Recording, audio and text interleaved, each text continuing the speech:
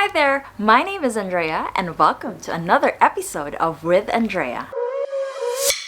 February this year, I was booked for an Asian cruise, but this happened. World Health Organization now says there are more new cases of the coronavirus outside China than inside that country. My trip is canceled and I'm never gonna have a vacation this year, I think. 2020 is canceled. I was upset. I've waited for so long for this vacation, but little did I know that there is something more upsetting than a canceled trip. Global economic crisis. In 2019, sea-based overseas Filipino workers remitted $6.5 billion to the Philippines. That's more than 300 billion pesos. But this year, these numbers will drastically change because Filipino seafarers, the 25% of the world's total number of maritime workers, were sent home. And the cruise ship industry took a huge hit.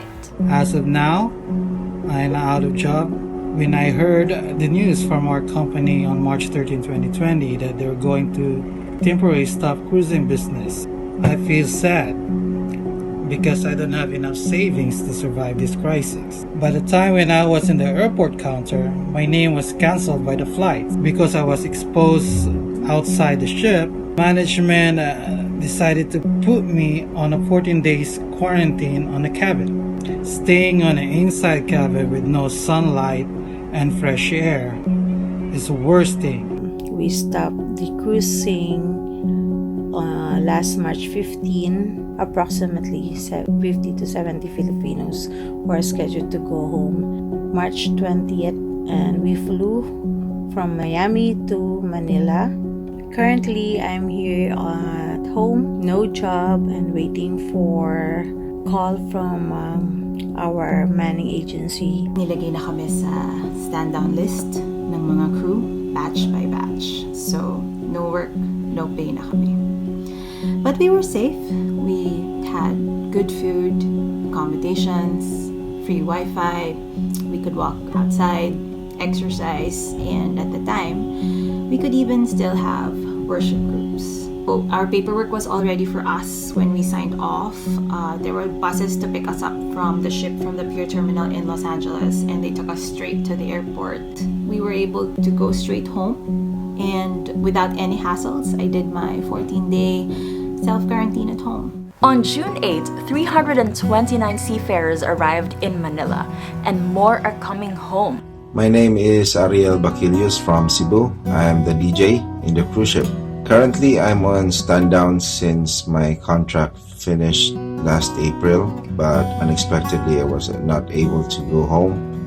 So I'm still here on board. It's quite very difficult and depressing, but I don't have any choice but to survive with this one. So every day I just kept myself healthy, mentally, physically, and most of all, emotionally.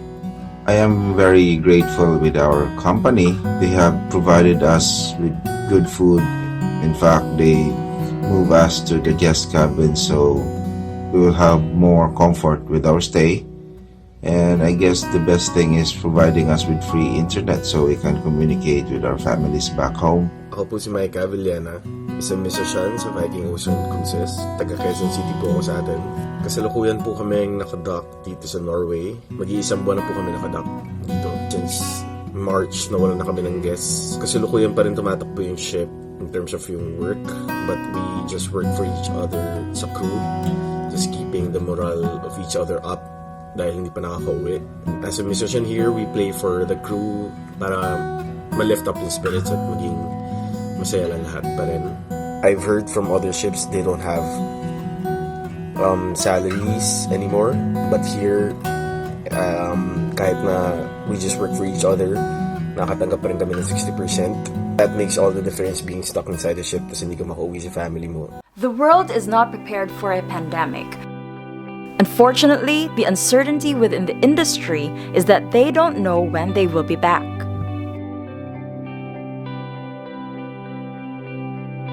I guess I just have to find another sources of income. My family almost all of us are artists, so wala masyadong work. Pero at least nakapag-save for emergency funds. Ang plano ko pagbalik ng Philippines is to lessen as much as possible yung labas ng pera. A lot of overseas Filipino workers do not plan to work abroad forever, but nobody anticipated that going home unemployed will happen this soon, and there are lessons to learn. Or always have an emergency fund on you. They always stay focused and positive in life. Lalo hindi mo alam kung kailan ka makakasampa ulit para kumita ulit ng pera. Pero ang importante, healthy ka, healthy ang pamilya mo. We just do our best to stay safe. I think governments should start seeing hospitals or healthcare systems as not as liabilities anymore but more of an investment. Lalo na ngayon na in-expose ng COVID kung gaano ka kulang, lalo na sa Pilipinas, kung gaano ka kulang yung health system natin for everybody. We should be financially ready, never settle for a single source of income. This entire COVID situation is sad, but it's very important to acknowledge that these are all beyond our control. And I am all for what the Filipino Seafarers are saying. Mga kababayan, kaya natin to. We just need to be really patient in these trying times. To all my fellow seafarers, fight for it. Laban lang tayo. Just don't give up. All these things will just pass. I know we can survive this one. Just continue to be hopeful, to be strong, and to be positive. We will be back.